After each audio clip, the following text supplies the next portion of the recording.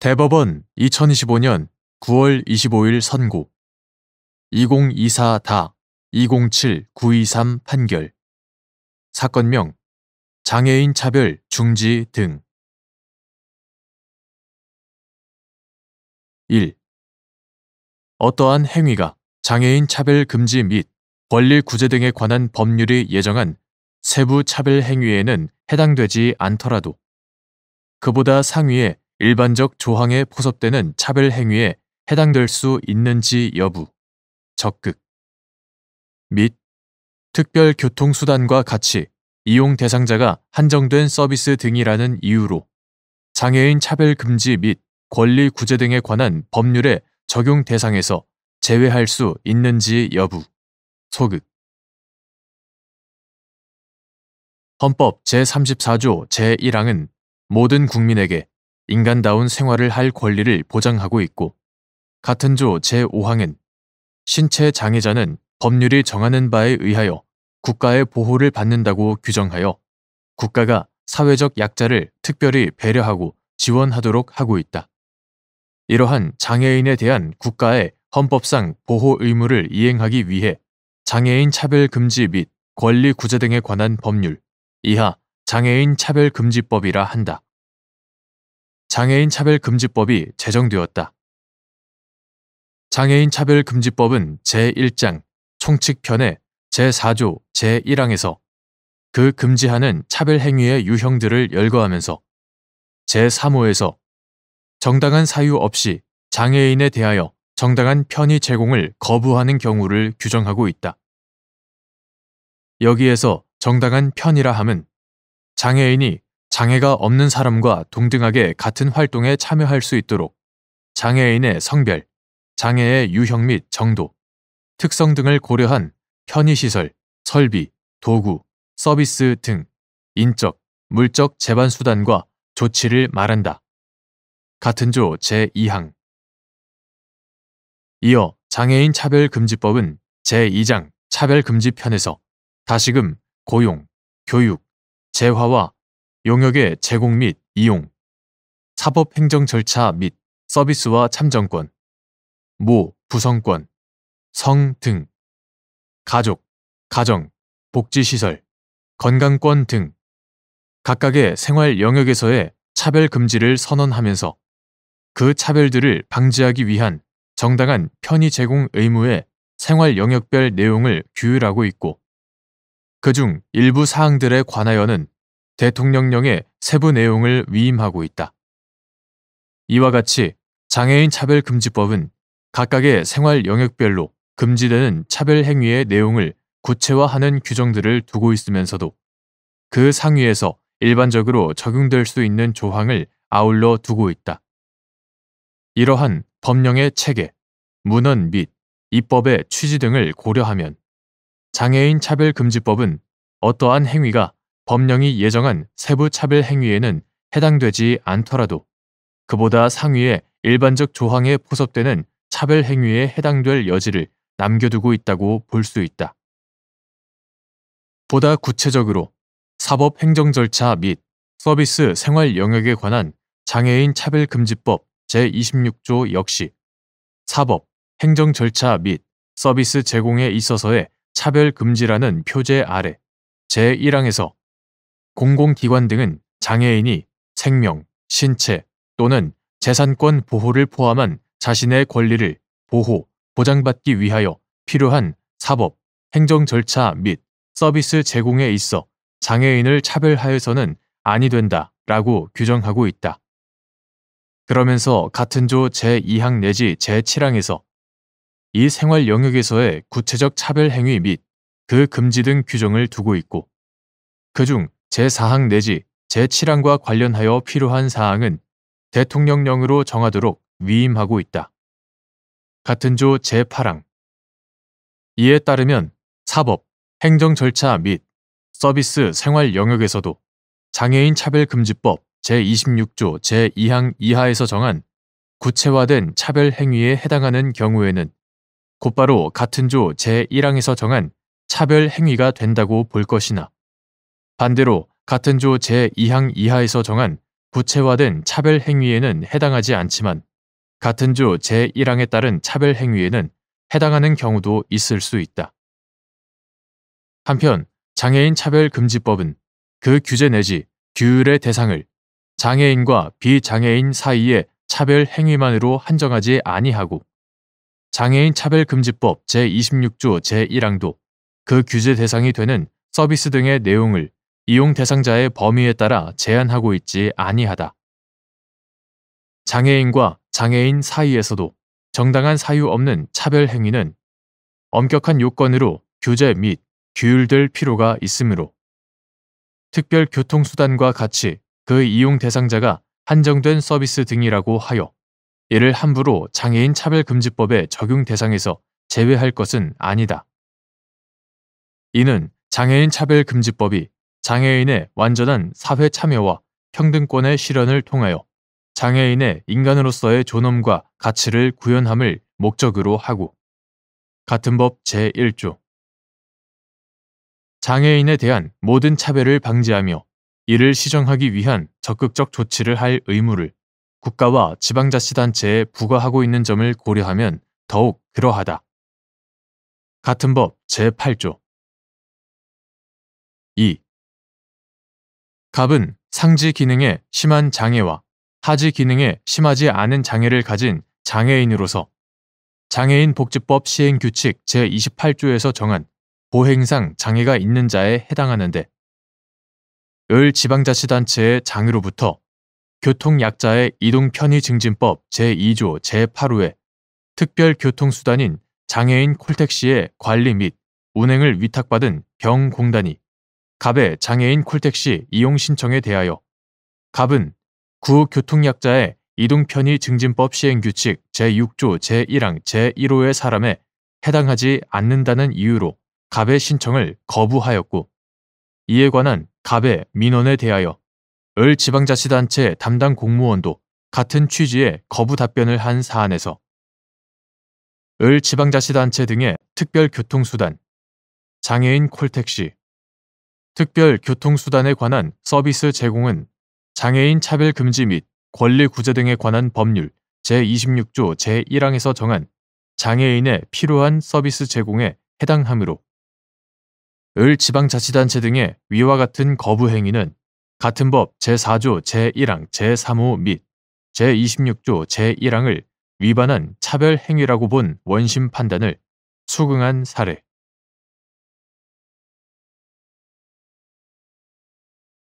대법원 2025년 9월 25일 선고 2024-254-387 판결 사건명 대여금 등 청구의 소 1. 소멸시효 이익의 포기 사유인 채무 승인의 성립 요건과 그러한 취지의 의사표시가 존재하는지 판단하는 방법. 시효 이익을 받을 채무자는 소멸시효가 완성된 후 시효 이익을 포기할 수 있고 이것은 시효의 완성으로 인한 법적인 이익을 받지 않겠다고 하는 효과 의사를 필요로 하는 의사표시이다. 소멸시효 이익의 포기 사유로서 채무 승인은 그 표시의 방법에 아무런 제한이 없어 묵시적인 방법으로도 가능하기는 하지만 적어도 채무자가 채권자에 대하여 부담하는 채무의 존재에 대한 인식의 의사를 표시함으로써 성립하게 되고 그러한 취지의 의사표시가 존재하는지 여부의 해석은 그 표시된 행위 내지 의사표시의 내용과 동기 및 경위, 당사자가 그 의사표시 등에 의하여 달성하려고 하는 목적과 진정한 의도 등을 종합적으로 고찰하여 사회 정의와 형평의 이념에 맞도록 논리와 경험의 법칙, 사회 일반의 상식에 따라 객관적이고 합리적으로 이루어져야 한다. 2. 사회행위 취소 소송에서 수익자가 취소 채권자의 채권에 대하여 시효 소멸을 주장할 수 있는지 여부, 적극 및 채무자가 취소 채권자의 피보전 채권에 대하여 시효 기간이 지난 후 변제하는 등으로 시효 이익을 포기하였다고 하더라도 수익자는 여전히 피보전 채권의 소멸시효를 주장할 수 있는지 여부. 적극. 소멸시효를 원용할 수 있는 사람은 권리의 소멸에 의하여 직접 이익을 받는 자에 한정된다. 사해행위 취소 소송의 상대방이 된 사해행위의 수익자는 사해행위가 취소되면 사해행위에 의하여 얻은 이익을 상실하게 되나, 사해행위 취소권을 행사하는 채권자의 채권이 소멸되면 그와 같은 이익의 상실을 면할 수 있는 지위에 있으므로 그 채권의 소멸에 의하여 직접 이익을 받는 자에 해당한다.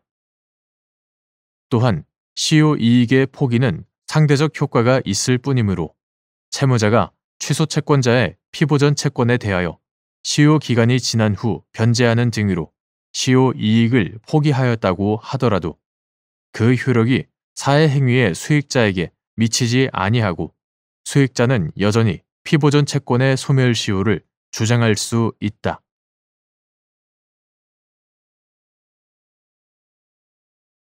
대법원 2025년 9월 25일 선고 2025-212-005 판결. 사건명 배당 이의.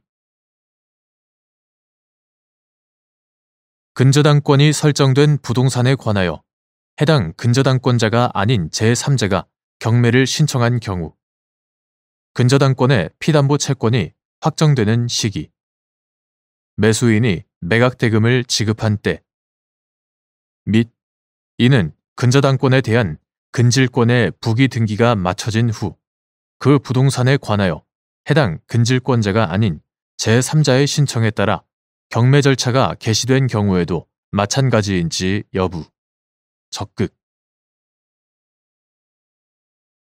근저당권이 설정된 부동산에 관하여 해당 근저당권자가 아닌 제3자가 경매를 신청한 경우 근저당권의 피담보 채권은 그 근저당권이 소멸하는 때, 즉 매수인이 매각 대금을 지급한 때에 확정된다. 이러한 법리는 근저당권에 대한 근질권의 부기 등기가 마쳐진 후 그 부동산에 관하여 해당 근질권자가 아닌 제3자의 신청에 따라 경매 절차가 개시된 경우에도 마찬가지이므로 근질권의 피담보 채권은 그 근저당권이 소멸하는 때, 즉 매수인이 매각대금을 지급한 때에 확정된다고 보아야 한다.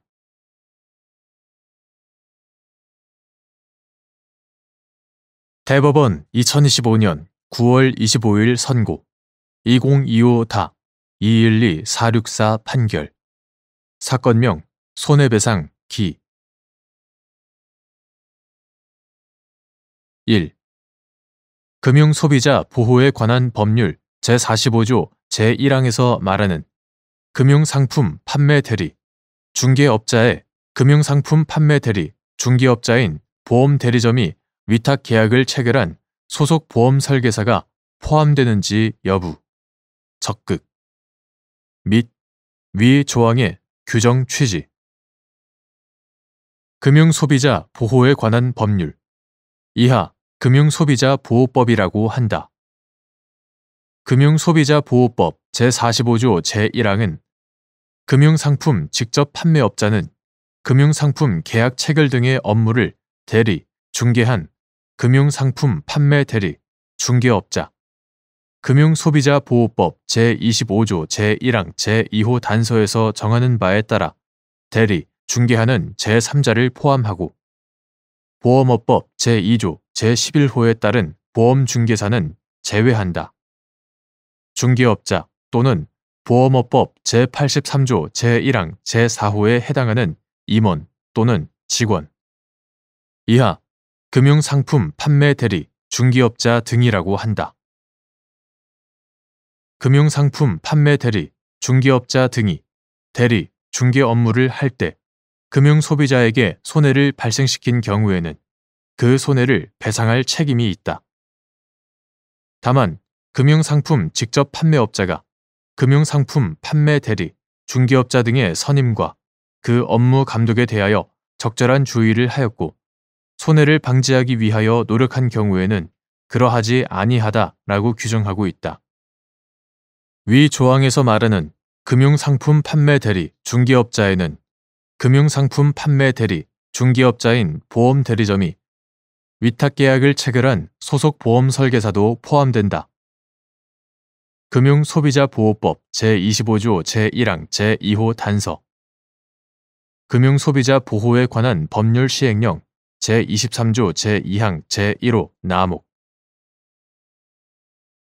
위 규정은 금융상품의 판매 대리, 중개 과정에서 금융상품 판매 대리, 중개업자 등의 행위로 금융소비자가 입은 손해에 대하여 금융상품 직접 판매업자의 무과실에 가까운 손해배상 책임을 부담하게 함으로써 금융소비자의 이익을 보호함과 동시에 금융상품 판매업의 건전한 육성을 도모하는 데에 그 의의가 있다. 2. 금융소비자 보호에 관한 법률 제45조 제1항에서 정한 대리, 중개 업무를 할 때의 의미 금융상품 판매 대리, 중개업자 등의 행위가 판매 대리, 중개 행위에 해당하지 않음을 피해자 자신이 알았거나 중대한 과실로 알지 못한 경우에도 금융상품 직접 판매업자에게 위 조항에 따른 배상 책임을 물을 수 있는지 여부, 소극, 및 이때 중대한 과실의 의미 금융소비자 보호에 관한 법률 제45조 제1항은 사용자의 배상 책임에 관한 일반 규정인 민법 제756조에 우선하여 적용되므로 위 조항의 대리, 중개 업무를 할 때라는 의미는 금융상품의 판매 대리, 중개 행위 그 자체는 아니더라도 외형상 객관적으로 볼 때 본래의 판매 대리, 중개 행위와 밀접한 관련이 있거나 유사하여 마치 판매 대리, 중개 행위의 범위 내에 속하는 것과 같이 보이는 행위를 하는 경우를 의미한다. 다만 그 경우에도 금융상품 판매 대리, 중개업자 등의 행위가 판매 대리, 중개 행위에 해당하지 않음을 피해자 자신이 알았거나 중대한 과실로 알지 못한 경우에는 금융상품 직접 판매업자에게 위 조항에 따른 배상 책임을 물을 수 없다. 이때 중대한 과실은 피해자가 조금만 주의를 기울였더라면 금융상품 판매 대리, 중개업자 등의 행위가 본래의 판매 대리, 중개 행위에 관한 권한 내에서 적법하게 행하여진 것이 아니라는 사정을 충분히 알 수 있었음에도 만연히 이를 직무 권한 내의 행위라고 믿음으로써 일반인에게 요구되는 주의 의무를 현저히 위반한 경우를 말한다. 3.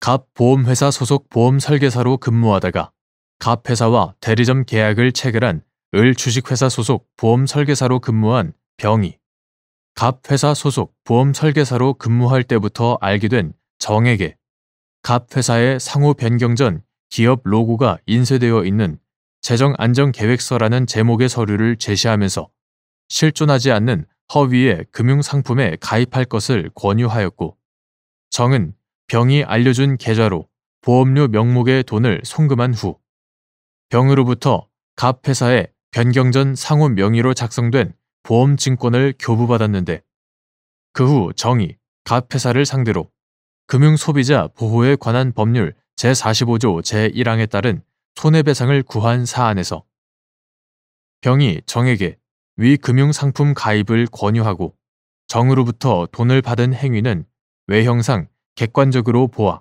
갑 회사의 금융상품 계약 등의 대리, 중개 행위와 밀접한 관련이 있거나 유사하여 마치 그 범위 내에 속하는 것과 같이 보이는 행위에 해당하므로 갑 회사는 금융소비자 보호에 관한 법률 제45조 제1항에 따라 정이 입은 손해를 배상할 책임이 있다고 본 원심 판단이 정당하다고 한 사례.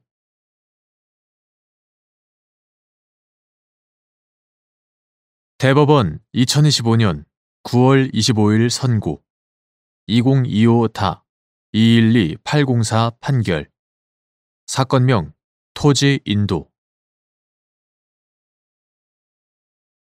동일인의 소유에 속하는 토지 및 그 지상 건물에 관하여 공동저당권이 설정된 후 그 지상 건물이 멸실되거나 철거되고 건물이 신축된 경우 저당물의 경매로 인하여 토지와 신축 건물이 다른 소유자에게 속하게 되면 신축 건물을 위한 법정 지상권이 성립하는지 여부, 원칙적 소극.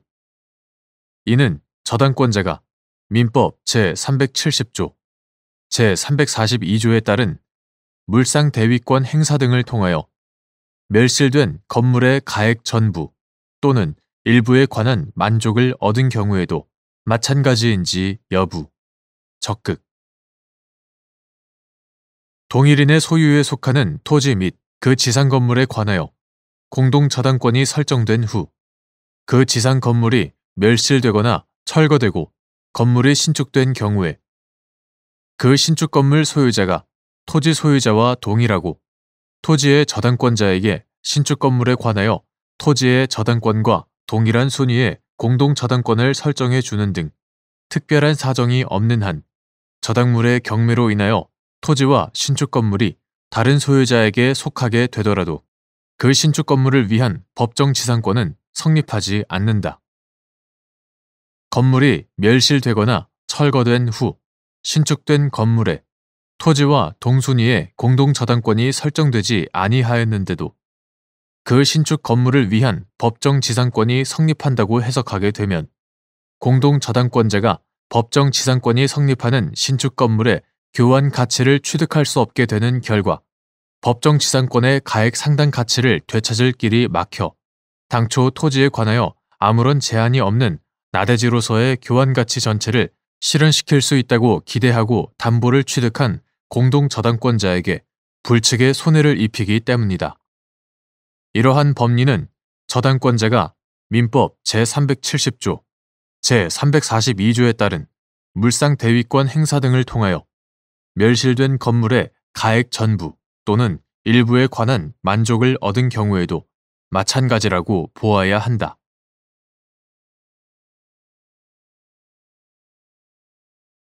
대법원 2025년 9월 25일 선고 2025-213846 판결. 사건명 계약금 반환 청구의 소. 1. 비법인 사단인 지역주택조합이 조합 가입 계약과 함께 사업의 일정 절차를 진행하지 못하거나 그로 인하여 사업이 중단 또는 실패할 경우에는 조합원이 납입한 분담금을 반환하겠다는 내용의 환불 보장 약정을 체결하면서 총회의 결의를 거치지 않은 경우 그 약정의 효력, 무효 및 이러한 사정이 함께 체결한 조합 가입 계약의 무효 또는 취소 원인이 되는지 여부, 적극. 조합원이 환불 보장 약정의 무효나 그에 따른 조합 가입 계약의 무효 또는 취소를 주장하지 않는 동안 환불 보장 약정에서 환불의 소극적 조건으로 삼은 절차가 이행되어 환불 보장 약정의 목적이 달성되고 더 나아가 주택 건설 사업이 무산될 우려 없이 절차에 따라 정상적으로 진행되는 경우 그 후 조합원이 환불 보장 약정의 무효와 그에 따른 조합 가입 계약의 무효 또는 취소를 주장하는 것은 신의성실의 원칙에 어긋나거나 권리의 남용이 되는지 여부, 적극. 지역주택조합 가입 계약은 계약 상대방이 조합원으로 가입하여 분담금 등을 납입하고 지역주택조합은 주택 건설 사업을 통하여 신축하는 아파트 중 해당 세대에 관한 소유권을 조합원에게 이전하겠다고 약정함을 내용으로 한다. 조합원이 조합 가입 계약을 체결하는 궁극적인 목적은 주택 건설 사업이 성공적으로 완료되어 신축 아파트의 소유권을 취득하는 것이다. 한편 조합원이 조합 가입 계약과 함께 환불 보장 약정을 체결하는 주된 목적은 조합 가입 계약의 목적 달성 실패로 인한 손해를 최소화하려는 것이지 분담금 반환을 절대적으로 보장받으려는 데 있다고 보기 어렵다. 민법 제276조 제1항은 총유물의 관리 및 처분은 사원총회의 결의에 의한다 라고 규정한다. 비법인 사단인 지역주택조합이 조합 가입계약과 함께 사업의 일정 절차를 진행하지 못하거나 그로 인하여 사업이 중단 또는 실패할 경우에는 조합원이 납입한 분담금을 반환하겠다는 내용의 환불 보장 약정을 체결하면서 총회의 결의를 거치지 않았다면 그러한 환불 보장 약정은 총회의 결의 없는 총유물 처분 행위에 해당하여 무효로 될 수 있고, 이는 조합 가입 계약의 무효 또는 취소 원인이 될 수 있다. 그런데 환불 보장 약정이 무효로 되어 환불을 받을 수 없게 되었더라도 환불 보장 약정과 조합 가입 계약의 궁극적 목적인 신축 아파트 소유권 취득에는 지장이 없는 경우가 있을 수 있다. 조합원이 환불 보장 약정의 무효나 그에 따른 조합 가입 계약의 무효 또는 취소를 주장하지 않고 있는 동안 환불 보장 약정에서 환불의 소극적 조건으로 삼은 절차가 결국 이행되어 환불 보장 약정의 목적이 달성되고, 더 나아가 주택건설 사업이 무산될 우려 없이 절차에 따라 정상적으로 진행되고 있다면 그 후 조합원이 환불 보장 약정의 목적과 취지를 벗어나 환불 보장 약정의 무효 및 그에 따른 조합 가입 계약의 무효 또는 취소를 주장하는 것은 신의성실의 원칙에 어긋나거나 권리의 남용이 될 수 있다. 2. 원심이 선택적으로 병합된 청구 중 하나의 청구는 일부만 인용하고 나머지 청구는 기각하여 피고만이 상고하였는데 피고의 상고가 이유 있어 원심 판결을 파기할 경우 파기의 범위 및 이러한 법리는 성질상 선택적 관계에 있는 청구를 당사자가 심판의 순위를 붙여 청구한다는 취지에서 예비적으로 병합한 경우에도 마찬가지로 적용되는지 여부, 적극. 여러 개의 청구가 제1심에서 선택적으로 병합되고 그중 어느 하나의 청구에 대한 인용 판결이 선고되어 피고가 항소를 제기한 때에는 제1심이 판단하지 아니한 나머지 청구까지도 항소심으로 이심되어 항소심의 심판 범위가 되므로 항소심이 원고의 청구를 인용할 경우에는 선택적으로 병합된 여러 개의 청구 중 어느 하나를 임의로 선택하여 심판할 수 있다. 따라서 원심이 하나의 청구는 일부만 인용하고 나머지 청구는 기각하여 피고만이 상고하였는데 피고의 상고가 이유 있어 원심 판결을 파기할 경우 상고심은 원심 판결 중 피고 패소 부분 외에 나머지 청구 중 피고 패소 부분에 대응하는 부분까지 함께 파기하여야 한다. 이러한 법리는 성질상 선택적 관계에 있는 청구를 당사자가 심판의 순위를 붙여 청구한다는 취지에서 예비적으로 병합한 경우에도 마찬가지로 적용된다.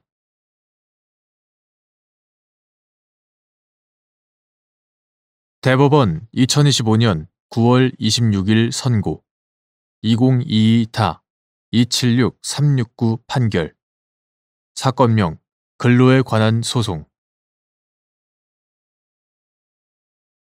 1. 원고용주가 근로자로 하여금 제3자를 위한 업무를 수행하도록 하는 경우 파견 근로자 보호 등에 관한 법률의 적용을 받는 근로자 파견에 해당하는지 판단하는 기준.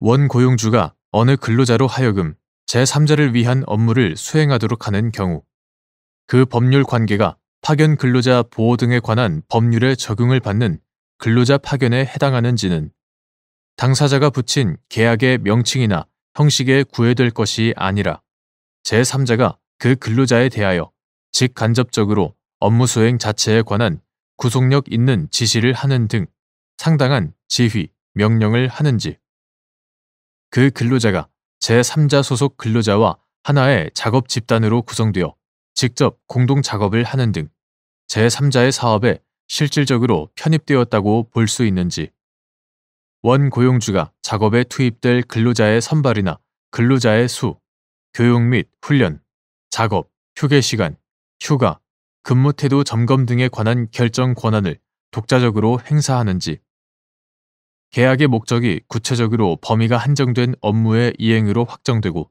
그 근로자가 맡은 업무가 제3자 소속 근로자의 업무와 구별되며 그러한 업무에 전문성, 기술성이 있는지, 원고용주가 계약의 목적을 달성하기 위하여 필요한 독립적 기업 조직이나 설비를 갖추고 있는지 등의 요소를 바탕으로 근로관계의 실질에 따라 판단하여야 한다.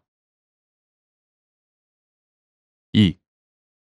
타이어 등을 제조, 판매하는 갑 주식회사의 사내 협력업체에 고용되어 갑 회사의 공장 구내식당에서 조리, 배식 업무를 담당한 을 등이 갑 회사를 상대로 근로자 지위 확인 등을 구한 사안에서 재반 사정에 비추어 을 등이 갑 회사로부터 지휘, 명령을 받는 근로자 파견 관계에 있었다고 단정하기 어렵다고 한 사례.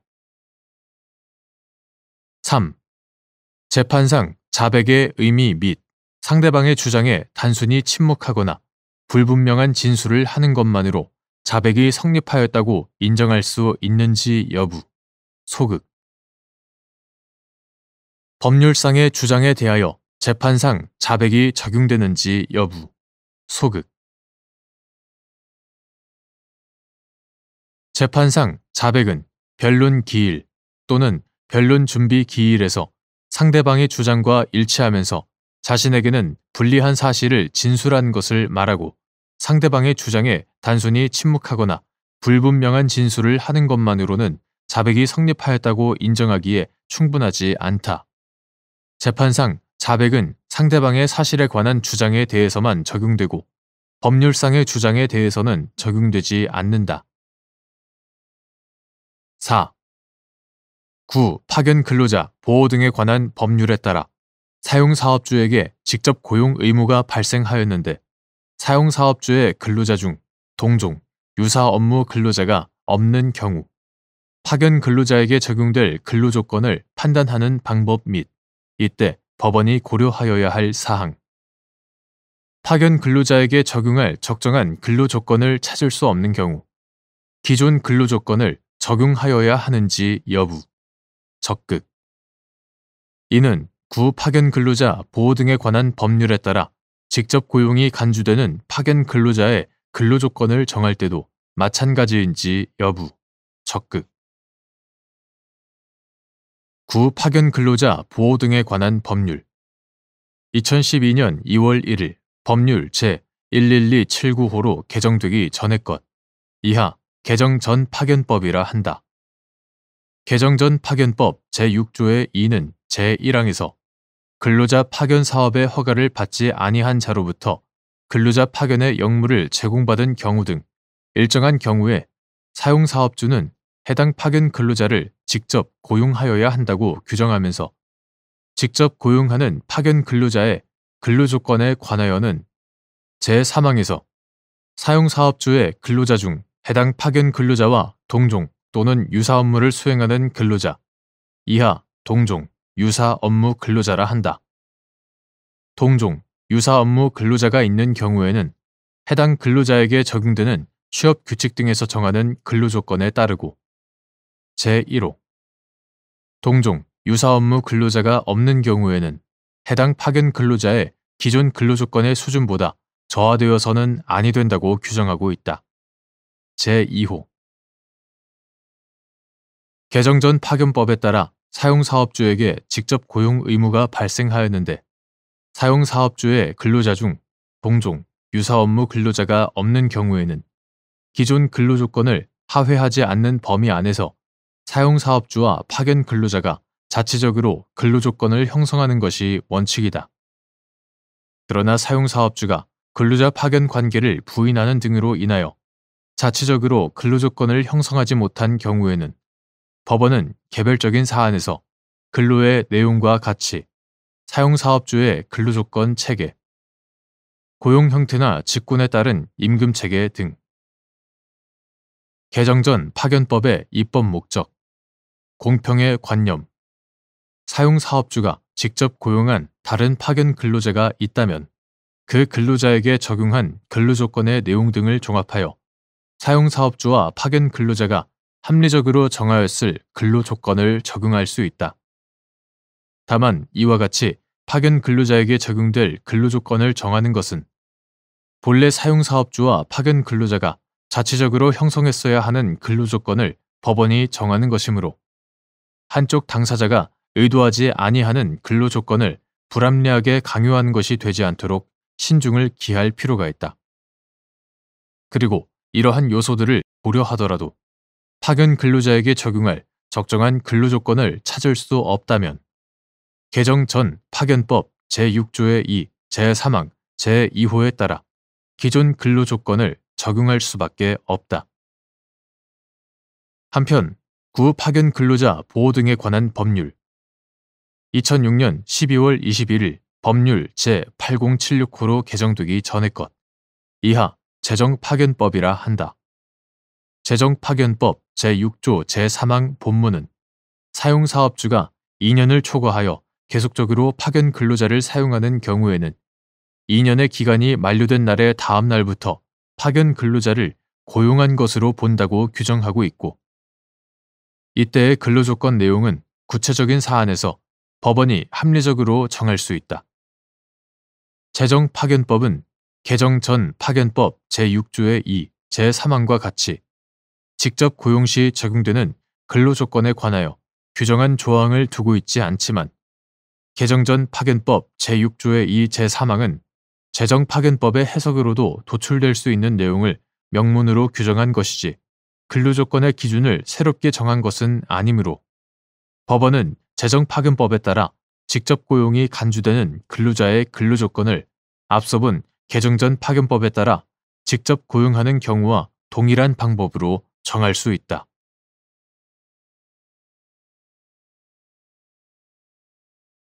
대법원 2025년 9월 26일 선고 2024 321 232 등 판결 사건명 채무 부존재 확인 등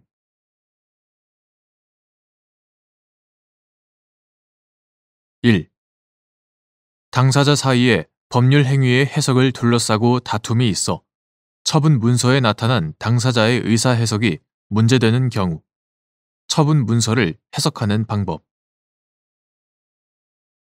처분 문서는 그 성립의 진정함이 인정되는 이상 법원은 그 기재 내용을 부인할 만한 분명하고도 수긍할 수 있는 반증이 없으면 처분 문서에 기재된 문헌대로 의사표시의 존재와 내용을 인정하여야 한다. 당사자 사이에 법률 행위의 해석을 둘러싸고 다툼이 있어 처분 문서에 나타난 당사자의 의사 해석이 문제되는 경우에는 문헌의 내용, 법률 행위가 이루어진 동기와 경위, 법률 행위로서 달성하려는 목적, 당사자의 진정한 의사 등을 종합적으로 고찰하여 논리와 경험칙에 따라 합리적으로 해석하여야 한다. 2. 갑 등이 보험 대리점업을 영위하는 을 주식회사와 보험 설계사 위촉 계약을 체결하고 보험 계약을 모집하는 업무를 수행하며 수수료를 지급받다가 위 위촉 계약을 해지하였고 을 회사 내부 규정인 영업제 규정은 수수료 지급 기준으로 신입사원 총 400%, 정착사원 총 450%, 관리자, 소장, 관리자 총 480%의 수수료를 지급하되 이월에 200%, 250%, 280%를 지급하고 나머지는 7차월부터 19차월까지 불균등한 비율로 나누어 지급한다고 정하고 있는데 갑 등이 을 회사를 상대로 자신들이 모집한 보험 계약 중 위촉 계약 해지 후 유지되는 보험 계약에 관한 잔여 수수료의 지급을 구한 사안에서 갑 등에게 지급되는 수수료에는 기존의 보험 계약을 유지, 관리하는 대가도 포함되었을 여지가 있고 갑 등이 수수료를 지급받기 위해서는 사원의 지위를 가지고 있어야 한다고 보이는데도 수수료 전부를 보험계약 모집의 대가로 보아 을 회사가 갑 등에게 위촉 계약이 해지된 후에도 수수료를 지급하여야 한다고 본 원심 판단에 법리 오해에 잘못이 있다고 한 사례.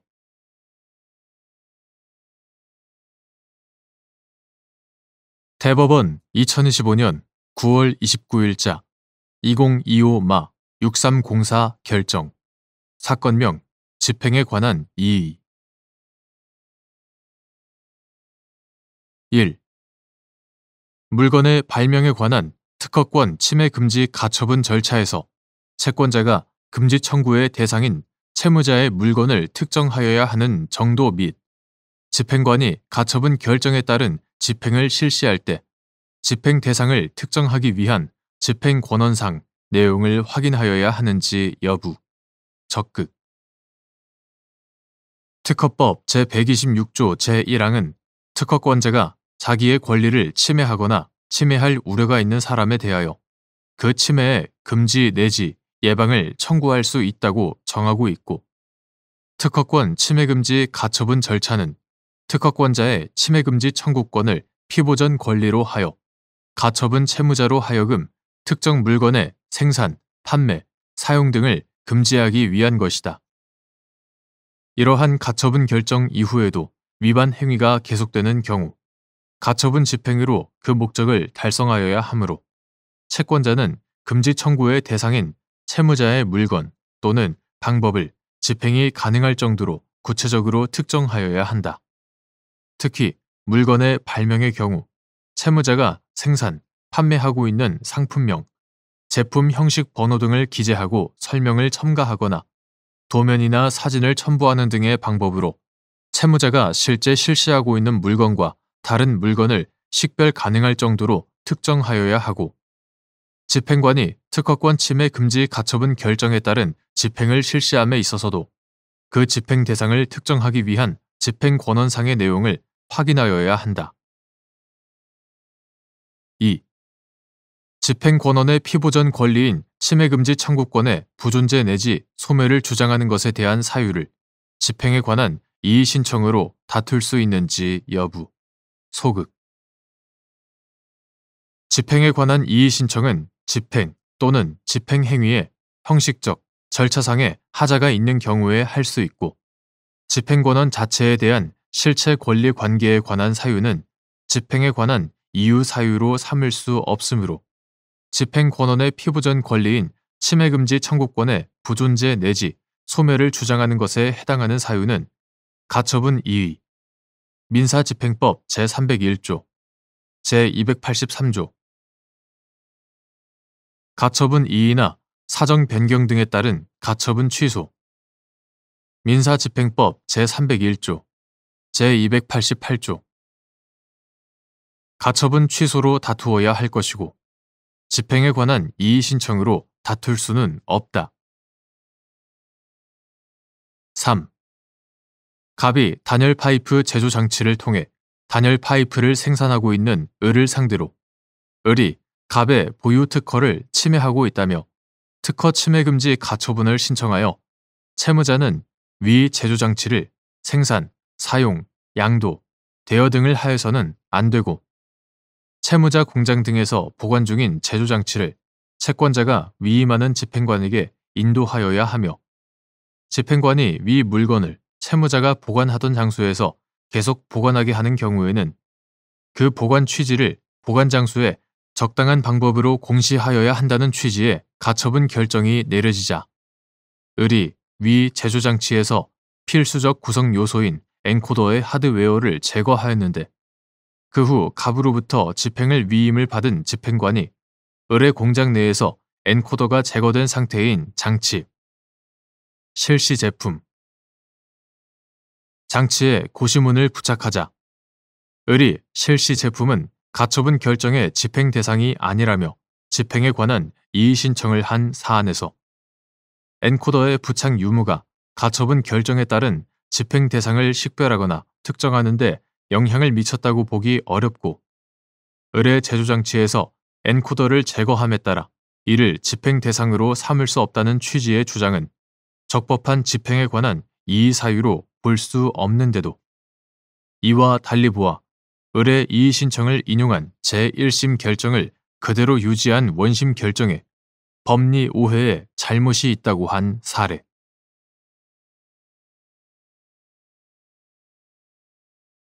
대법원 2025년 9월 25일 선고 2024-2-58289 판결 사건명 수도시설 분담금 부가처분 취소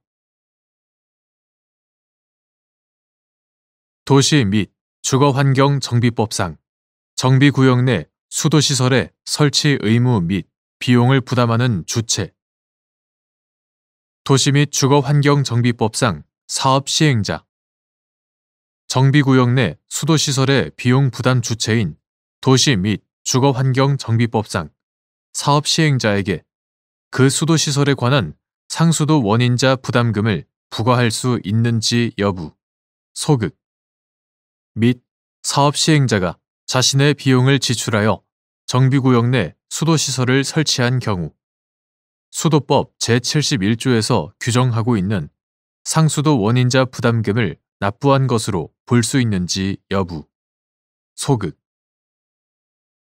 수도법 제71조에서 규정하고 있는 상수도 원인자 부담금은 수도사업자가 수도시설의 비용을 부담하는 주체임을 전제로 수도공사 비용 발생의 원인을 제공한 자 등에게 그 비용의 전부 또는 일부를 부담하게 하는 것이다.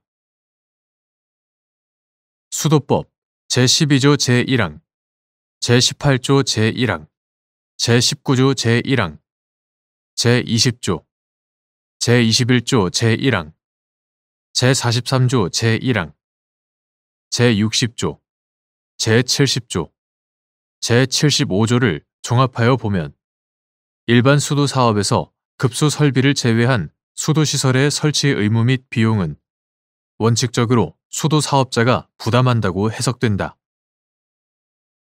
한편 도시 및 주거환경정비법, 이하 도시정비법이라 한다. 도시정비법 제2조 제4호, 제52조 제1항 제2호, 제92조 제1항, 제2항, 제95조 제1항, 제2항, 제96조, 도시 및 주거환경정비법 시행령 제77조, 제79조 제1항에 따르면 도시정비법상 정비구역 내의 수도시설의 설치 의무 및 비용은 원칙적으로 사업 시행자가 부담한다고 해석된다.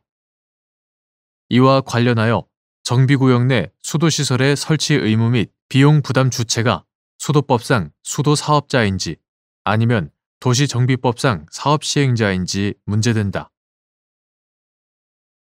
위 각 법령 규정들의 내용에 정비구역 내 수도시설의 신설, 증설 등은 대부분 정비사업상 필요에 따라 이루어지는 점 등을 더하여 보면 수도법과 도시정비법은 정비구역 내 수도시설의 신설, 증설 등에 관하여 일반법과 특별법의 관계에 있다고 보아야 한다.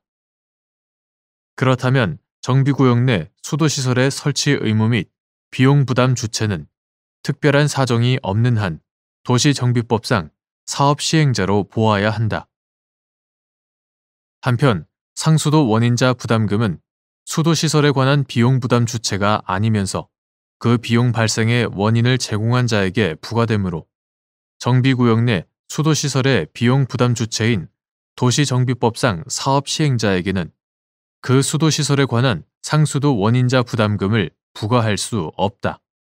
따라서 사업 시행자가 자신의 비용을 지출하여 정비구역 내 수도시설을 설치하였다고 하더라도 이를 들어 해당 수도시설에 대하여 부과될 여지가 없는 상수도 원인자 부담금을 납부하였다고 볼 수도 없다.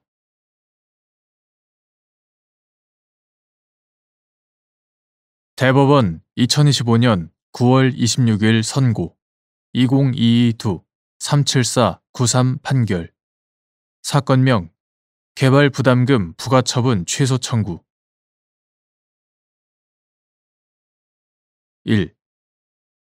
개발부담금 부과 종료 시점의 예외 사유에 관하여 개발이익 환수에 관한 법률 제9조 제3항 단서 제2호 같은 법 시행령 제10조 제1항 제1호 가목에서 정하고 있는 부과 대상 토지 중 일부가 사실상 개발이 완료되었다는 의미 및 그러한 상태에 이르렀는지 판단할 때 고려할 사항.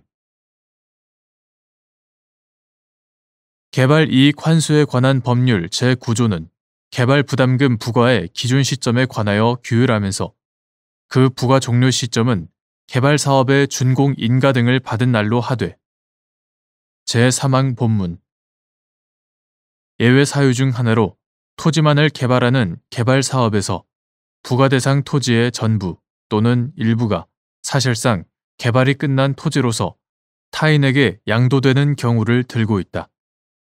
같은 항 단서 제2호 같은 법 시행령 제10조 제1항 제1호 가목 위와 같은 개발 부담금 부과 종료 시점 규정의 내용과 체계 및 개발 사업의 시행 결과로 발생하는 개발 이익은 사업 대상 토지가 개발 사업의 목적과 내용에 맞게 개발된 상태로 실현된 것이라고 볼 수 있는 점 등을 감안하면 위 예외 사유가 정하고 있는 부과 대상 토지 중 일부가 사실상 개발이 완료되었다는 것은 해당 토지가 인가 등을 받은 개발 사업의 계획에서 정한 개발된 토지로서의 사용 목적에 부합할 정도로 공사가 완료된 상태를 의미하고 그러한 상태에 이르렀는지를 판단할 때는 당해 개발 사업의 목적, 내용과 방식, 해당 토지의 목적 또는 용도 및 다른 사업 부지와의 물리적, 기능적 관계 등을 종합적으로 고려해야 한다. 2. 처분 가격을 종료 시점 지가로 할 수 있는 예외적 사유를 정한 개발 이익 환수에 관한 법률 제10조 제2항 같은 법 시행령 제11조 제1항 제7호 처분 가격 예외 규정 같은 법 시행령 제11조 제1항 제7호의 취지 및 이에 해당하기 위한 요건 9. 도시개발법 제25조 제2항에 따른 선수금 승인이 처분 가격 예외 규정에 해당하는지 여부 소극 개발 이익 환수에 관한 법률 제10조에 따르면 종료 시점 지가는 부가 종료 시점 당시의 부가 대상 토지와 이용 상황이 가장 비슷한 표준지의 공시지가를 기준으로 지가 형성 요인에 관한 표준적인 비교표에 따라 산정한 가액을 기초로 산정하되 제1항 부가 대상 토지를 분양하는 등 처분할 때에 그 처분 가격에 대하여 국가나 지방자치단체의 인가 등을 받는 경우 등 대통령령으로 정하는 경우에는 그 처분 가격을 종료 시점 지가로 할 수 있다. 제2항 위와 같이 위임을 받은 같은 법 시행령 제11조 제1항 제7호는 처분 가격을 종료 시점 지가로 할 수 있는 예외적 사유의 하나로 제1호부터 제6호까지의 경우와 비슷한 경우로서 국가 또는 지방자치단체의 인가 등을 받아 토지의 분양 가격이 결정된 경우를 들고 있다. 이하 법 제10조 제2항과 시행령 제11조 제1항 제7호를 합하여 처분가격 예외 규정이라 한다. 이는 국가 또는 지방자치단체가 주택가격의 안정이나 기타 특별한 필요에 의하여 처분가격을 승인하거나 제한하여 놓고도 그 처분가격보다 높은 가격으로 종료 시점 지가를 인정하여 개발부담금을 부과하는 것이 개발부담금 제도의 취지에 반한다는 데에 근거한 것이다. 따라서 처분가격 예외 규정에 해당하기 위해서는 처분가격 자체를 승인하거나 제한하는 것을 내용으로 하는 행정청의 인가 등 처분으로 토지의 처분가격이 결정된 경우이어야 한다. 구도시개발법 2011년 9월 30일 법률 제11068호로 개정되기 전의 것. 구도시개발법 제25조 제2항에 따른 선수금 승인은 행정청이 처분 가격을 승인하는 것이 아니라 준공 전에 미리 처분 대금을 수령하는 것을 승인하는 것에 불과하다. 따라서 개발부담금 납부 의무자가 행정청으로부터 선수금 수령을 승인받은 것이 처분가격 예외 규정에 해당한다고 보기 어렵다.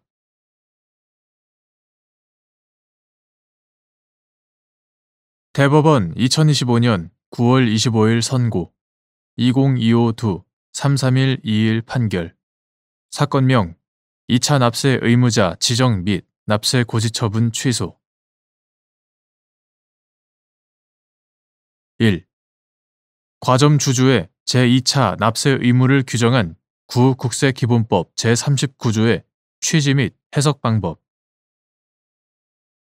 구국세기본법 2020년 12월 22일 법률 제17650호로 개정되기 전의 것 이와 같다. 구국세기본법 제39조에 규정된 제2차 납세 의무는 조세 징수의 확보를 위하여 원래의 납세 의무자인 법인의 재산에 대하여 체납 처분을 하여도 징수하여야 할 조세에 부족이 있다고 인정되는 경우에 사법 질서를 어지럽히는 것을 최소화하면서 실질적으로 법인의 운영을 지배할 수 있는 출자자에 한하여 법인으로부터 징수할 수 없는 액을 한도로 하여 보충적으로 납세 의무를 부담하게 하는 제도이다. 나아가 구국세기본법 제39조 제2호의 취지는 회사 경영을 사실상 지배하는 실질적인 운영자인 과점주주는 회사의 수익은 자신에게 귀속시키고 그 손실은 회사에 떠넘김으로써 회사의 법인격을 악용하여 이를 형해화시킬 우려가 크므로 이를 방지하여 실질적인 조세 평등을 이루려는 데 있다. 그러나 과점주주의 제2차 납세 의무는 사법상 주주 유한 책임의 원칙에 대한 중대한 예외로서 본래의 납세 의무자가 아닌 제3자에게 보충적인 납세 의무를 부과하는 것이기 때문에 그 적용 요건을 엄격하게 해석하여야 한다. 2. 법원으로부터 회생 절차 개시 결정을 받아 채무자에 대한 회생 절차가 진행되는 동안 회생 절차 개시 전까지 과점주주 지위에 있던 채무자는 제2차 납세 의무를 부담하는 과점주주 지위에 있는지 여부, 원칙적 소극. 제2차 납세 의무를 부담하는 과점주주인지의 판단 시점인 본래 납세 의무자의 납세 의무 성립일을 기준으로 채무자에 대해 이미 개시된 회생 절차가 폐지된 경우 소급하여 채무자가 제2차 납세 의무자인 과점주주 지위에 있게 되는지 여부, 소극. 및 이때 채무자가 제2차 납세 의무자인 과점주주 지위에 있는지 판단하는 시점. 회생 절차가 회생계획 인가 이전에 폐지된 후 새로이 도래하는 본래의 납세 의무자인 해당 법인의 납세 의무 성립일. 주식회사의 업무 집행권은 본래 대표이사에게 부여되고 상법 제389조 제3항, 제209조 제1항 대표이사에게 부여되고 정관이나 법률이 정한 사항 및 중요한 자산의 처분과 양도 등에 관한 의사결정권은 주주총회 또는 이사회가 가지고 있다. 상법 제361조, 제393조 제1항. 그러나 회생 절차가 개시되면 채무자인 주식회사의 업무 수행권과 재산의 관리 처분권은 관리인에게 전속하게 되고 주식회사의 이사는 관리인의 권한을 침해하거나 부당하게 그 행사에 관여할 수 없다.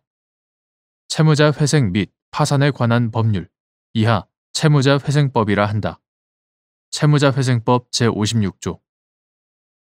관리인은 채무자나 그의 기관 또는 대표자의 지위에 있는 것이 아니라 채권자, 주주, 지분권자 등으로 구성되는 이른바 이해관계인 단체의 관리자이자 일종의 공적 수탁자로서 채무자로부터 독립하여 채권자 등 전체의 공동 이익을 위하여 선량한 관리자의 주의로서 직무를 수행하여야 한다.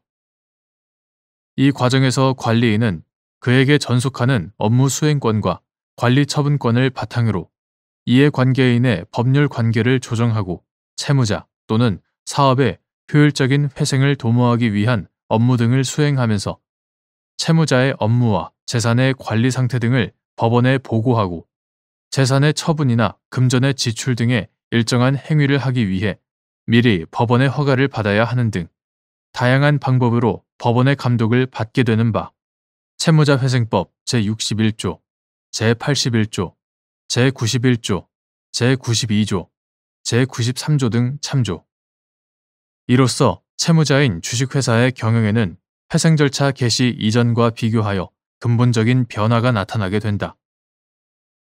이와 같이 채무자에 대한 회생 절차 개시로 말미암아 공적 수탁자로서 채무자와 구분되는 제3자 지위에 있는 관리인에게 전속하는 업무 수행권과 관리 처분권에는 채무자가 보유하는 주식에 관한 권리, 즉 주주권에 관한 사항도 포함된다.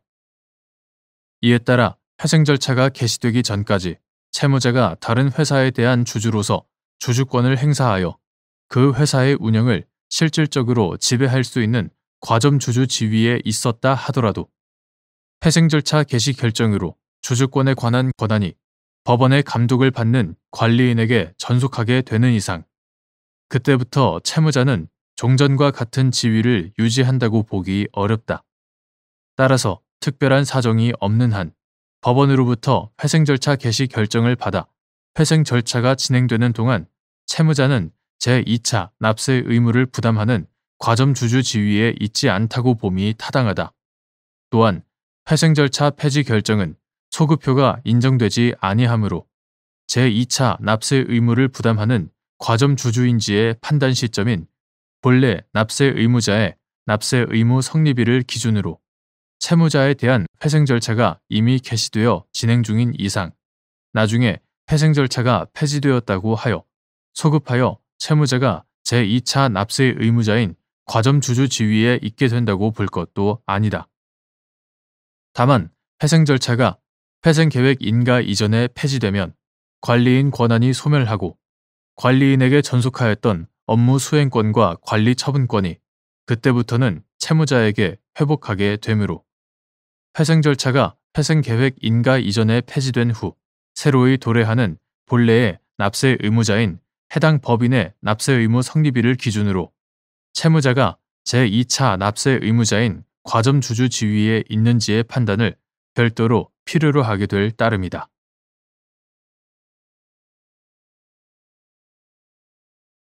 대법원 2025년 9월 25일 선고 2025-33790 판결 사건명 취득세 등 부과처분 취소 1. 신탁법상 신탁의 효력 및 위탁자가 부동산 신탁 설정 이후에 사망하여 상속이 개시된 경우 그 부동산이 민사법상 상속재산에 해당되는지 여부 소극 신탁법 제2조는 신탁이란 신탁을 설정하는 자, 이하 위탁자라 한다. 위탁자와 신탁을 인수하는 자, 이하 수탁자라 한다. 위탁자와 수탁자 간의 신임 관계에 기하여 위탁자가 수탁자에게 특정의 재산을 이전하거나 담보권을 설정 또는 그 밖의 처분을 하고 수탁자로 하여금 일정한 자의 이익 또는 특정의 목적을 위하여 그 재산의 관리, 처분, 운용, 개발, 그 밖의 신탁 목적의 달성을 위하여 필요한 행위를 하게 하는 법률 관계를 말한다고 규정하고 있다. 이에 따라 부동산 신탁의 경우 수탁자 앞으로 소유권 이전 등기를 마치게 되면 대내외적으로 소유권이 수탁자에게 완전히 이전되고 위탁자와의 내부 관계에서 신탁 재산의 소유권이 위탁자에게 유보되는 것이 아니다. 이와 같이 신탁되는 부동산의 소유권이 대내외적으로 수탁자에게 완전히 이전되는 이상 위탁자가 신탁 설정 이후에 사망하여 상속이 개시되더라도 그 부동산이 민사법상 상속재산에 해당되는 것은 아니다. 2. 신탁법 제59조에 따른 유언대용신탁에 따라 수익자가 가진 수익권의 내용이 수익권의 행사를 통해 신탁재산 원본인 부동산을 취득할 수 있는 경우 수익자는 취득세 과세 대상 물건에 속하는 부동산에 대하여 소유권 이전 등기를 마치기 이전이라도 위탁자의 사망으로 상속이 개시된 때 그 부동산을 사실상 무상 취득한 것으로 보아 취득세의 납세 의무자에 해당하는지 여부, 적극 및 이는 지방세법 제7조 제7항에 따라 상속으로 인한 취득에 속하게 되는지 여부, 적극 수익권의 내용이 금전의 지급을 청구할 수 있는 권리인 경우 수익자는 신탁 재산인 부동산을 취득하였다고 볼 수 있는지 여부, 소극 신탁법 제59조에 따른 유언대용신탁의 경우 위탁자가 사망하게 되면 수익자가 될 자로 지정된 자는 수익권을 가지게 된다. 만일 그 수익권이 수탁자에 대해 신탁재산인 부동산에 관한 소유권 이전 등기를 청구할 수 있는 권리와 같이 수익자가 수익권의 행사를 통해 신탁재산 원본인 부동산을 취득할 수 있는 내용이라면 수익자는 취득세 과세 대상 물건에 속하는 부동산에 대하여 소유권 이전 등기를 마치기 이전이라도 위탁자의 사망으로 상속이 개시된 때 그 부동산을 사실상 무상 취득한 것으로 보아 취득세의 납세 의무자에 해당하게 되고 이는 지방세법 제7조 제7항에 따라 상속으로 인한 취득에 속하게 된다. 반면 수익자가 가진 수익권의 내용이 신탁재산의 처분 대금 등과 같은 금전의 지급을 청구할 수 있는 권리에 불과하다면 수익자가 위탁자의 사망으로 신탁재산인 부동산 자체를 사실상 이전받았다고 볼 수 없을 뿐 아니라 신탁재산의 대내외적 소유권자인 수탁자에게 해당 부동산에 관한 소유권 이전 등기를 청구할 권리를 가진다고도 할 수 없어 수익자는 신탁재산인 부동산을 취득하였다고 볼 수 없다.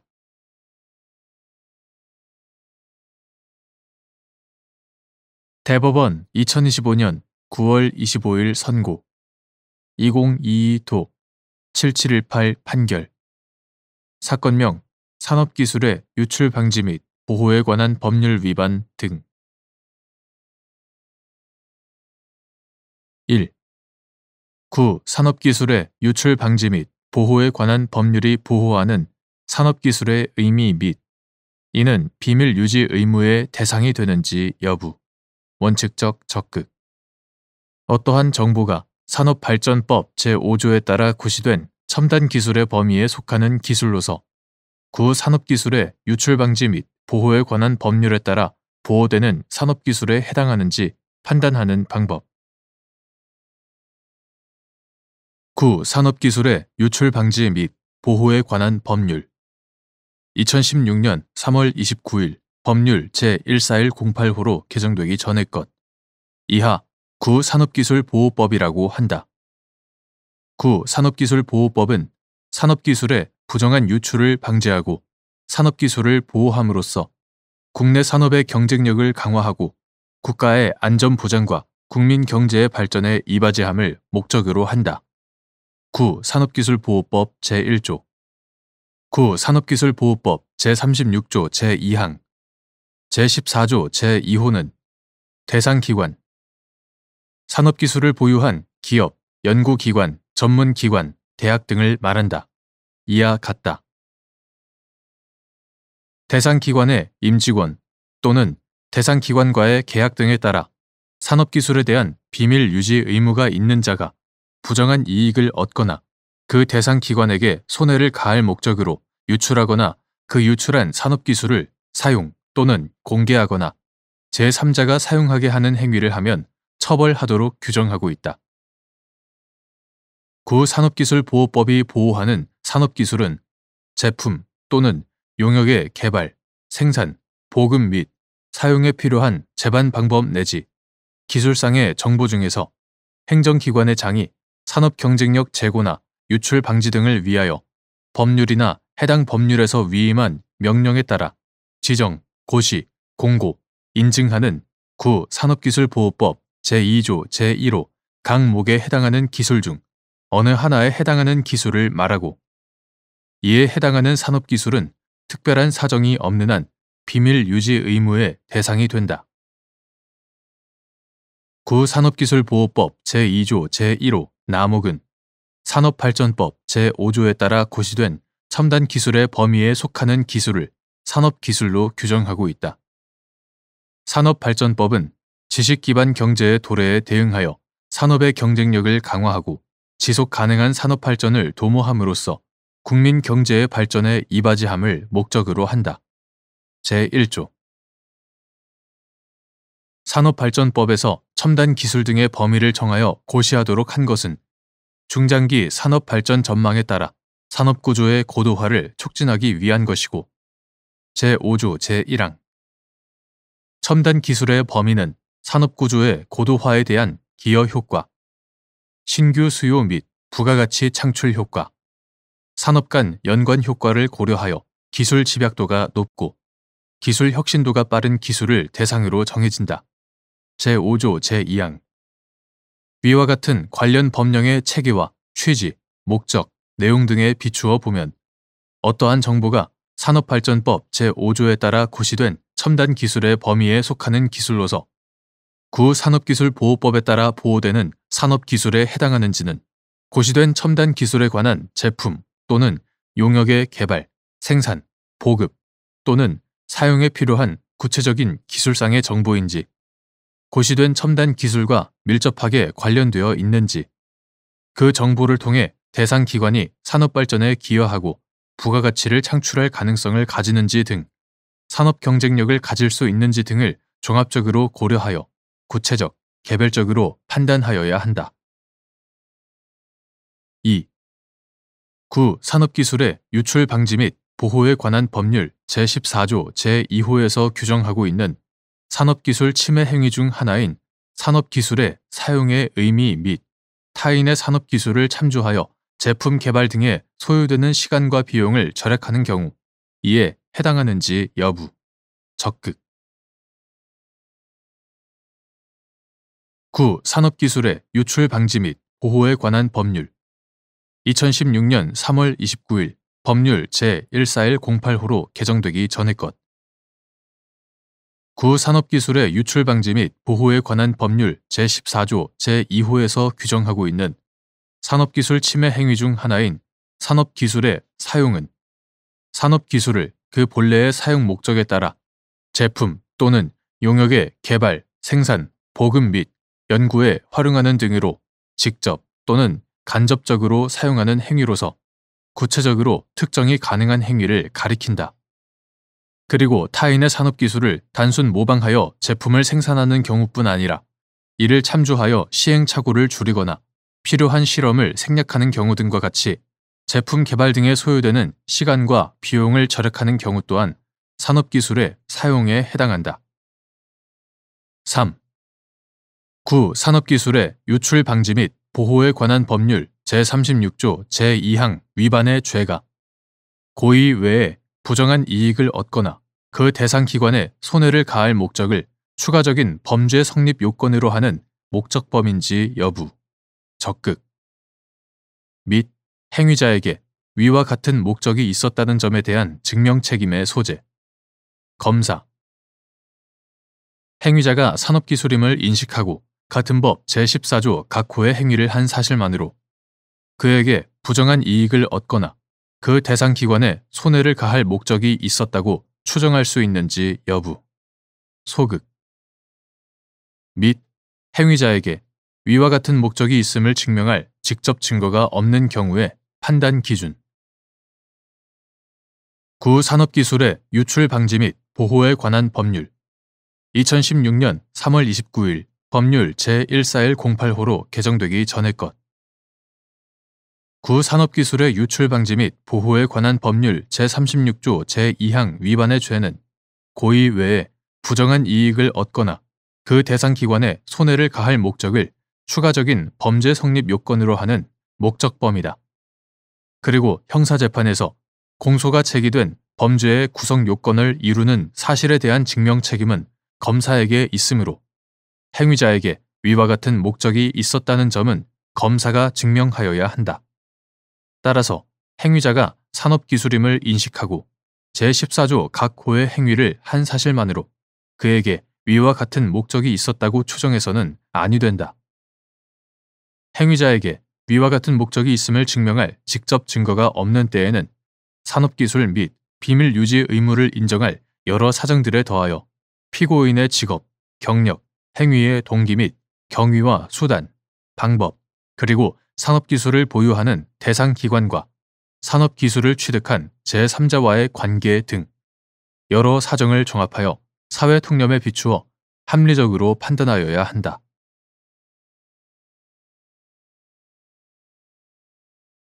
대법원 2025년 9월 25일 선고 2024-2 18174 판결 사건명 사기 등 사기죄의 성립에 일반적, 전형적으로 위계에 의한 업무 방해 행위가 수반되는지 여부. 소극. 행위자가 대출금 교부를 전후하여 이루어진 일련의 위계 행위를 통해 은행의 대출 심사 및 대출금 환수 여부 심사 등에 관한 전반적인 업무를 방해한 경우, 은행의 대출 담당 직원을 기망하여 대출금을 교부받은 사기죄와 별개로 위계에 의한 업무 방해죄가 성립하는지 여부. 적극. 사기죄와 위계에 의한 업무 방해죄는 그 구성 요건과 보호 법익을 달리하고 있고, 사기죄의 성립에 일반적, 전형적으로 위계에 의한 업무 방해 행위가 수반되는 것은 아니다. 또한 행위자가 대출금 교부를 전후하여 이루어진 일련의 위계 행위를 통해 은행의 대출 심사 및 대출금 환수 여부 심사 등에 관한 전반적인 업무를 방해한 경우, 위계에 의한 업무 방해 행위가 은행의 대출 담당 직원을 기망하여 대출금을 교부받은 사기죄에 비하여 별도로 고려되지 않을 만큼 경미한 것이라고 할 수 없고, 사기 범행과 별도로 업무 방해죄가 보호하는 새로운 법익을 침해한 것으로 보아야 한다. 따라서 위계에 의한 업무 방해 행위는 사기죄의 불가벌적 수반 행위 또는 불가벌적 사후 행위가 되는 것이 아니라 별개의 범죄를 구성한다.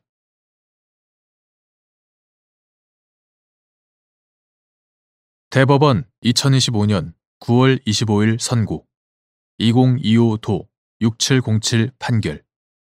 사건명 성폭력 범죄의 처벌 등에 관한 특례법 위반, 친족 관계에 의한 강간 등. 1. 검찰청법 제4조 제1항 제1호 단서에서 검사가 수사를 개시하여 1차적 수사를 직접 담당할 수 있는 범죄를 제한한 취지.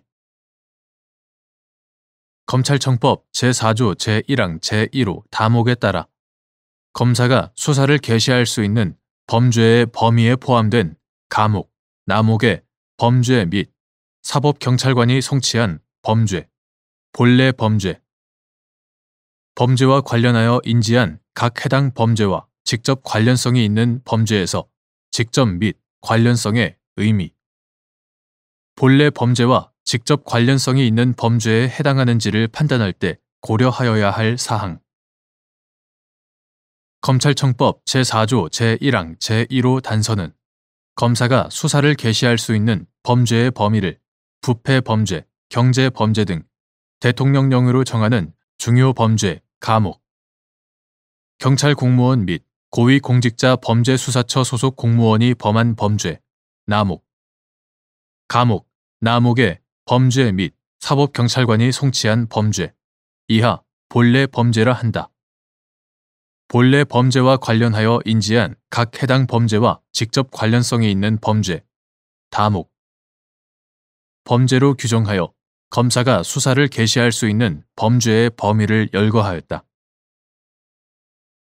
검찰청법 제4조 제1항 제1호 단서에서 검사가 수사를 개시하여 1차적 수사를 직접 담당할 수 있는 범죄를 제한한 것은 사법경찰관이 1차적 수사를 담당하고 검사가 보완 수사 요구, 형사소송법 제197조의 2, 시정조치 요구, 형사소송법 제197조의 3, 시정조치 요구 등을 함으로써 사법경찰관과 검사의 상호협력 및 상호견제 구조에서 수사의 효율을 높이고 국민의 안전과 인권을 보호하기 위한 것이다.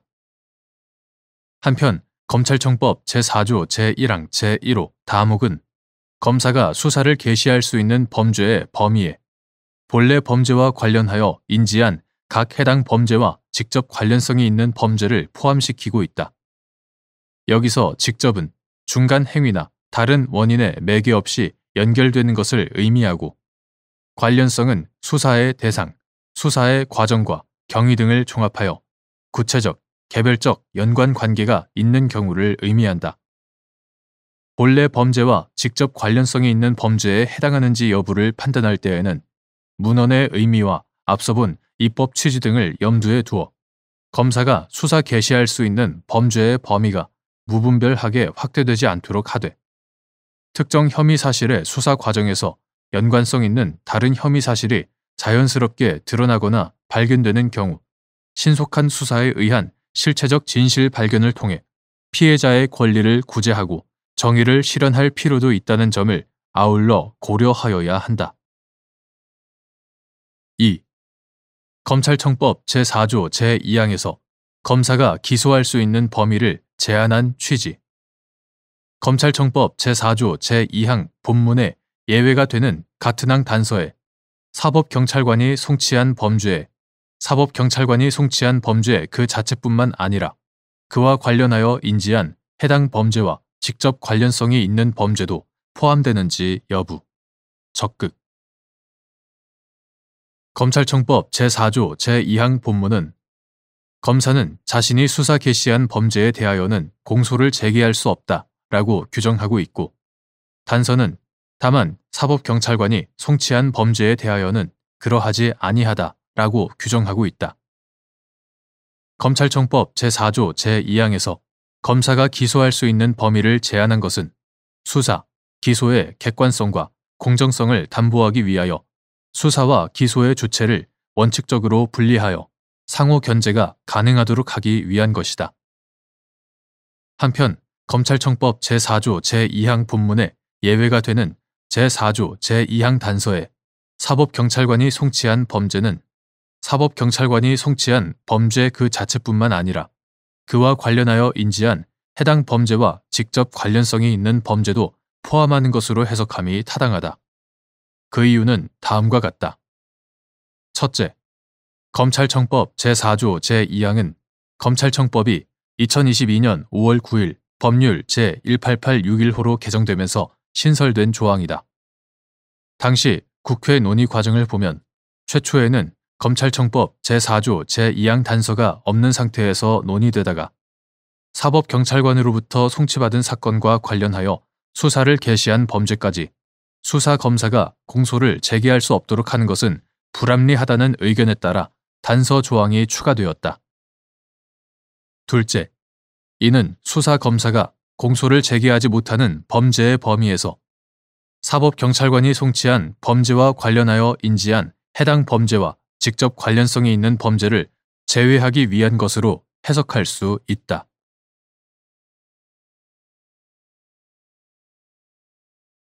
대법원 2025년 9월 25일 선고 2025도 8824 판결 사건명 특정 경제범죄 가중처벌 등에 관한 법률 위반, 사기 등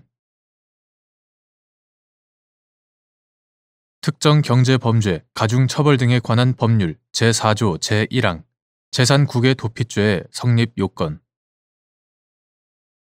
어떠한 행위가 같은 법 제4조의 재산국외 도피에 해당하는지 판단하는 기준. 처음부터 해외에서의 사용을 예정하지 않고 즉시 국내에 반입할 목적으로 자금을 해외에 송금한 경우, 재산국외 도피의 고의 유무, 소극, 및 이는 처음부터 해외에서의 사용을 예정하지 않고 자금을 그와 같거나 유사한 재산적 가치를 가지는 대체물로 바꾸어 즉시 국내에 반입할 목적으로 해외 송금한 경우에도 마찬가지인지 여부. 적극. 특정 경제범죄 가중처벌 등에 관한 법률, 이하 특정경제범죄법이라 한다.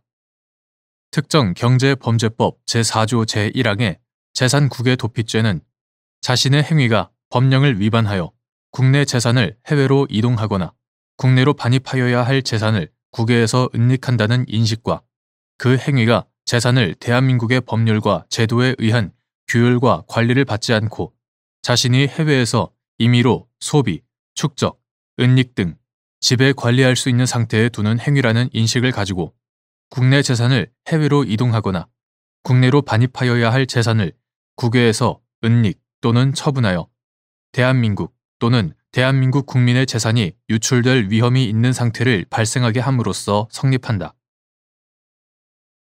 어떠한 행위가 특정 경제범죄법 제4조의 재산국외 도피에 해당하는지를 판단함에 있어서는 당시 행위자가 처하였던 경제적 사정 또는 그 행위를 통하여 추구하고자 한 경제적 이익의 내용 등 그러한 행위에 이르게 된 동기, 행위의 방법 또는 수단이 은밀하고 탈법적인 것인지 여부, 행위 이후 행위자가 취한 조치 등 여러 사정을 두루 참작하여 엄격하고 신중하게 판단하여야 한다. 처음부터 해외에서의 사용을 예정하지 않고 즉시 국내에 반입할 목적으로 자금을 해외 송금하였다면 국내 재산을 해외로 이동하여 임의로 지배, 관리한다는 재산 도피의 고의가 있었다고 볼 수 없다. 이는 처음부터 해외에서의 사용을 예정하지 않고 자금을 그와 같거나 유사한 재산적 가치를 가지는 대체물로 바꾸어 즉시 국내에 반입할 목적으로 해외 송금한 경우에도 마찬가지로 보아야 한다.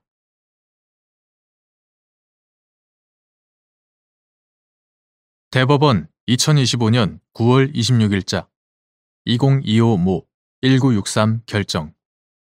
사건명 재판의 집행에 관한 이의 인용 결정에 대한 재항고. 원 판결이 선고한 집행유예가 실효 또는 취소됨이 없이 유예 기간이 지난 후에 새로운 형을 정한 재심 판결이 선고되는 경우 유예 기간 경과로 원 판결의 형 선고 효력이 상실되는 것을 형의 집행과 같이 볼 수 있는지 여부, 소극 및 재심 대상 판결에서 정한 집행유예 기간이 전부 또는 일부 경과한 후 피고인에 대하여 재심 판결에서 또다시 집행유예 판결이 선고된 경우 그 집행유예 기간에 재심 대상 판결에서 정한 집행유예 기간 중 재심 판결 확정일까지 경과한 기간 부분을 산입할 수 있는지 여부, 소극. 재심 심판 절차는 원 판결의 당부를 심사하는 종전 소송 절차의 후속 절차가 아니라 사건 자체를 처음부터 다시 심판하는 완전히 새로운 소송 절차로서 재심 판결이 확정되면 원 판결은 당연히 효력을 잃는다. 이는 확정된 판결에 중대한 하자가 있는 경우 구체적 정의를 실현하기 위하여 그 판결의 확정력으로 유지되는 법적 안정성을 후퇴시키고 사건 자체를 다시 심판하는 재심의 본질에서 비롯된 것이다. 그러므로 재심 판결이 확정됨에 따라 원 판결이나 그 부수 처분의 법률적 효과가 상실되고 형 선고가 있었다는 기왕의 사실 자체의 효과가 소멸한 것은 재심의 본질상 당연한 것으로서 원 판결의 효력 상실 그 자체로 인하여 피고인이 어떠한 불이익을 입는다 하더라도 이를 두고 재심에서 보호되어야 할 피고인의 법적 지위를 해치는 것이라고 볼 것은 아니다. 따라서 원 판결이 선고한 집행유예가 실효 또는 취소됨이 없이 유예 기간이 지난 후에 새로운 형을 정한 재심 판결이 선고되는 경우에도 그 유예 기간 경과로 인하여 원 판결의 형 선고 효력이 상실되는 것은 원 판결이 선고한 집행유예 자체의 법률적 효과로서 재심 판결이 확정되면 당연히 실효될 원 판결 본래의 효력일 뿐이므로 이를 형의 집행과 같이 볼 수는 없다. 재심 판결의 확정에 따라 원 판결이 효력을 잃게 되는 결과 그 집행유예의 법률적 효과까지 없어진다 하더라도 재심 판결의 형이 원 판결의 형보다 중하지 않다면 불이익 변경 금지의 원칙이나 이익 재심의 원칙에 반한다고 볼 수 없다. 나아가 이미 재심 대상 판결에서 정한 집행유예 기간이 전부 또는 일부 경과하였더라도 그 경과를 두고 형의 집행과 같이 볼 수는 없어서 피고인에 대하여 재심 판결에서 또다시 집행유예 판결이 선고된 경우 그 집행유예 기간에 재심 대상 판결에서 정한 집행유예 기간 중 재심 판결 확정일까지 경과한 기간 부분을 산입할 수는 없다.